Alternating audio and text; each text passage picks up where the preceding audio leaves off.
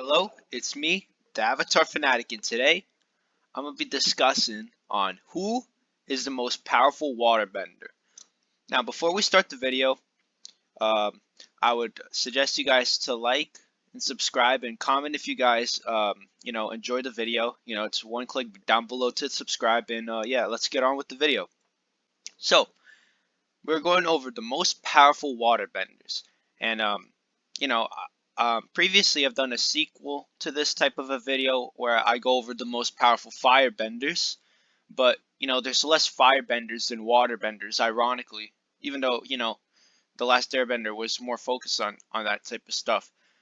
So now um, I'm going to go over the most powerful waterbenders. I suggest checking out the other video too, because it's a pretty good video, and yeah, it goes over similar stuff to what I will be doing today. So I'm going to list some, waterbenders that will be up for consideration, and I didn't mention some because I don't even think that they should be up for consideration because one, they're not even in the show enough, or two, they're just that weak, if that makes sense. So we got Katara, we got Amon, we got Tarlok, Minghua, Unalak, Tonrok, Kaya, Hama, Desna Nesca, Paku, um, Roku's master in waterbending. Although he was shown once, I put him here because he is a master. He's acknowledged to be a master. Wei, which was an old Northern Water Tribe master. One of the White Lotus members in the beginning of Korra. He's a White Lotus member, so he's obviously a master. And I wanted to put him in here because, if you're in the White Lotus, you're among the strongest alive. To be of that, bender, if you're a bender in that nation, or let's say you're a waterbender, you're the strongest of their kind, if that makes sense. So he's worth putting in here. Yue. So that's my final one because even though she's not born a waterbender, when she gets the moon spirit, what happens is when she gives away her when she gives away her basically her life to the moon, she's actually able. It's almost like Rava in a sense where she can actually waterbend at like Avatar level ability. She's crazy with waterbending if she was actually let to do that. So those are my constituents, and yeah. So let's get to like just taking out a few bare bones because we either A, don't know enough about them, or B, they're just too weak. So I wanted to take out I really wanted to take out Hama because I don't know. I think she's just a bit weak. I wanted to take out Desna and Eska because when Tonrok and Zuko were fighting, I like referring to this a lot. When they were fighting, they were the ones who gave up the ground, and when Tonrok and Zuko were kind of edging Zahir and the combustion girl, I forgot her name, Lana, I don't know, something like that. Her name was like Lana or something.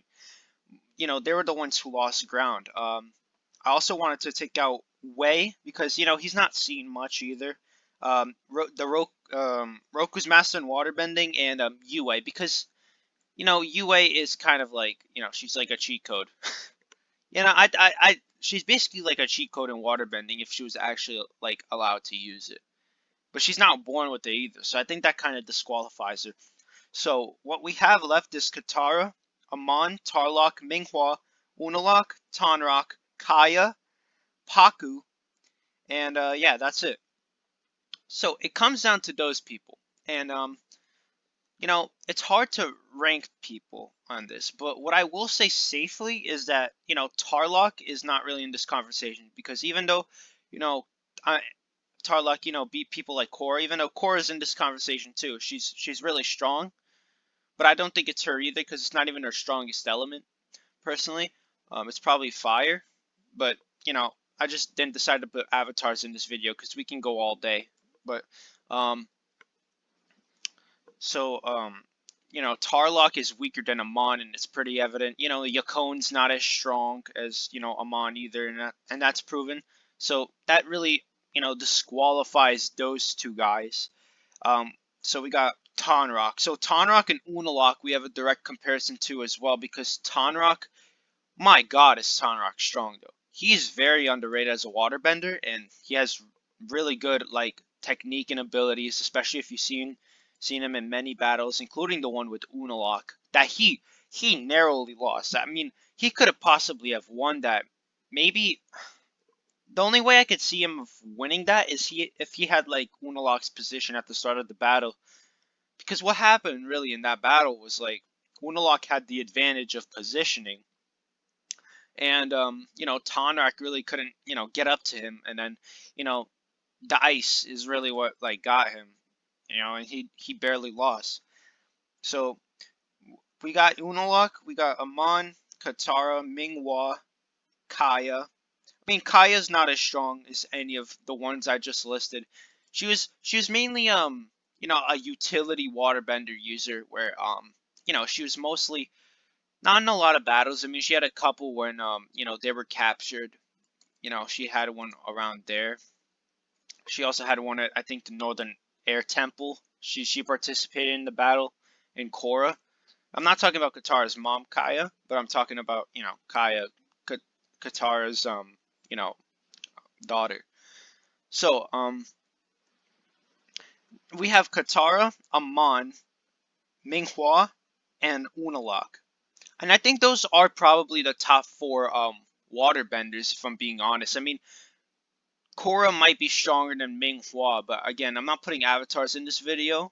Um, and if I would be putting avatars in these types of videos, it'd only be of that specific, like, origin. Because, like, what I did is I put Roku in the firebending video, and, I simply acknowledged him but didn't really rank him because, one, we didn't see that much, and, two, he's an avatar, so he's not really.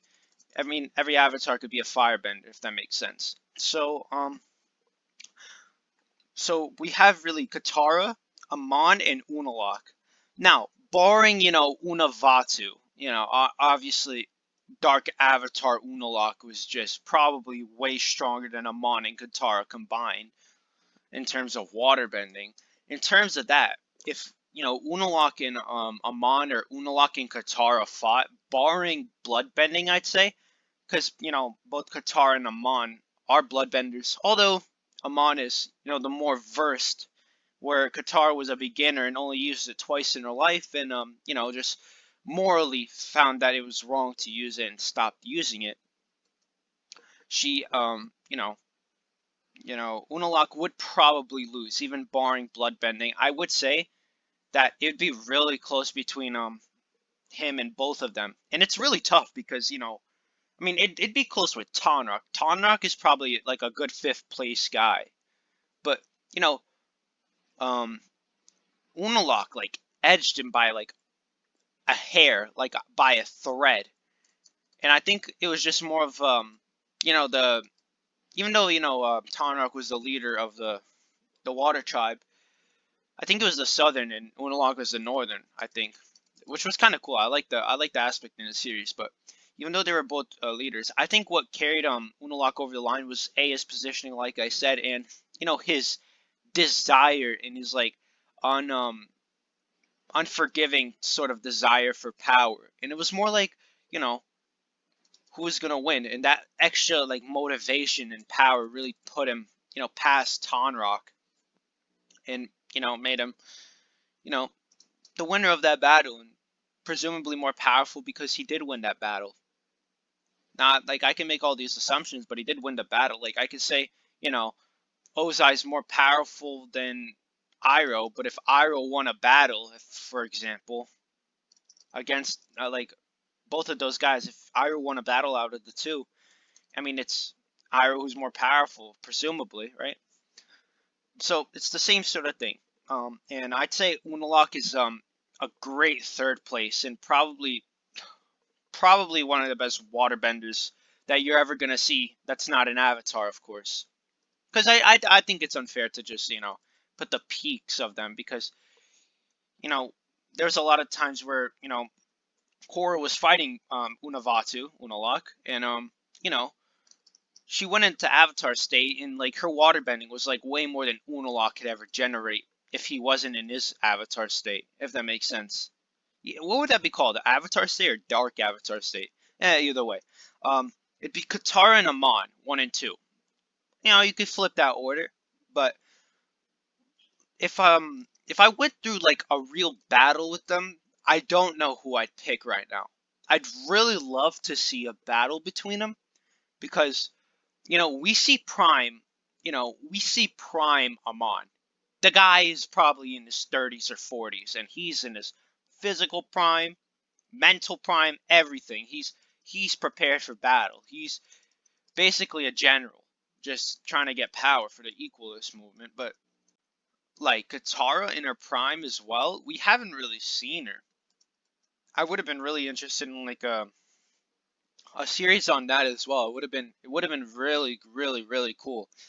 Um, I don't know who'd win that because look, we've seen Katara at old age where she was definitely out of her prime. She was probably like 90 at that point because like Aang died like 20 years earlier and she was 84. Jesus Christ. She was somewhere around 83 to 85 years old and you know, that must mean that she was well out of her prime.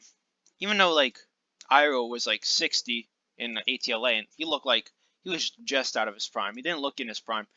But um I think Qatar versus Amon would be really easy to rank if they were both in their prime and we really saw Qatar in their prime.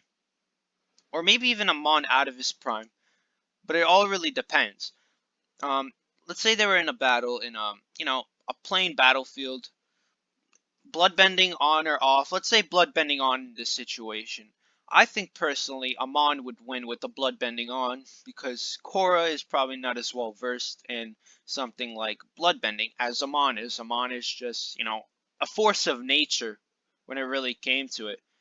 And you know, Amon was just really something else. I don't know, like he had such like he kept his waterbending ability so secret, but he was so strong. Like especially when he got exposed, he made up the big tornado that really like was huge. But then again, Katara was 14 doing the stuff she was in ATLA, and it's crazy how much she was doing. So I think with bloodbending on, Katara would lose and Amon would win. But with bloodbending off, that's when it gets really dicey because I haven't really seen a lot of Amon while I have of Katara. Um, in conclusion, though, I'm going with like my hunch here. I believe Amon would still be Korra, not Korra, Katara. I still think Amon would beat Katara. I think that's really hard. I haven't really thought that one through. That battle would be one for the ages. It'd probably be like out of like a 10 series, probably like uh 6-4 Amon 5-5. I'd probably say out of 100 it's like 55-45, something crazy like that. No bloodbending. My gut would go Amon. I don't know. I want to say Korra, but like I don't know. Amon I think is just stronger. Like in a theoretical battle, Qatar could cause him a lot of problems, which is why I'm giving her basically a 50-50. But yeah, Amon is the guy who I would pick to be the most powerful waterbender. So if you guys enjoyed, like and subscribe to the channel. It's one button down below. Don't forget, I only have like 20% of my viewers subscribed. I'd like to get that closer to 50%. And yeah, I'd appreciate if you guys comment on the video. If you guys enjoyed, be sure to check out some of my other videos. And it's me, the Avatar Fanatic out.